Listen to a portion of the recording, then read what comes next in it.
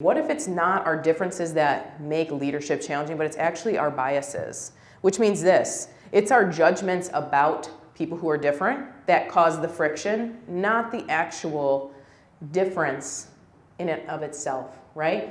And that's what we were talking about in this room. So we see, that first question I asked you, we see people behaving differently than us, and we automatically write a story of what these people are like, why they're this way. They're entitled, they're narcissistic, they're always holding up their phones, they want to take selfies, right?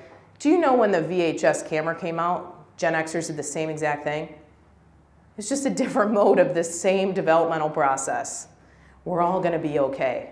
But it's our judgments when we see something different as a leader. It's the judgment that causes a barrier. And we all are working on that all the time. About 3 months ago, I pulled up into a gas station, and you guys know I love dogs, rescue dogs, right? And I pull up, and there's this guy, like, across the way, and his car is packed with junk. You know these cars?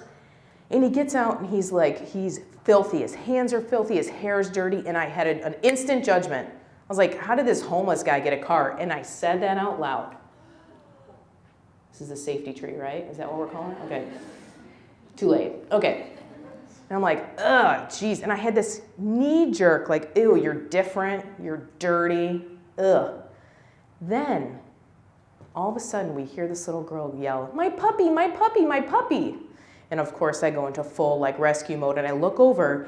This little tiny white Chihuahua, is a Chiweenie actually. It's a elongated Chihuahua. I won't go into it. They're super cute. This little Chiweenie is running towards traffic in Broad Ripple, running into traffic. And guess who responds quicker than I do? The homeless, not homeless guy. He gets down, huge, he's probably 230, probably 6'3", he's a big guy, tiny Chiweenie.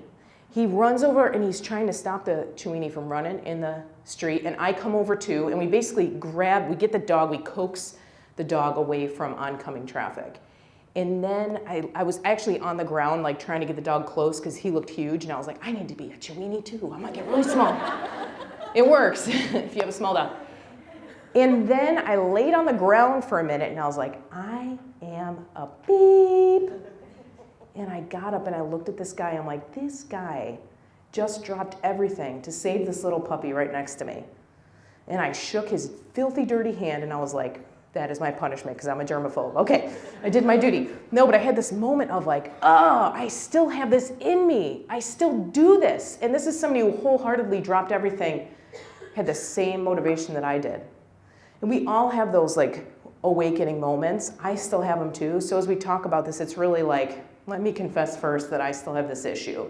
How can we stop, just take one moment and go, this is totally my perception, but what is this person really about? Let me find out that deeper thing.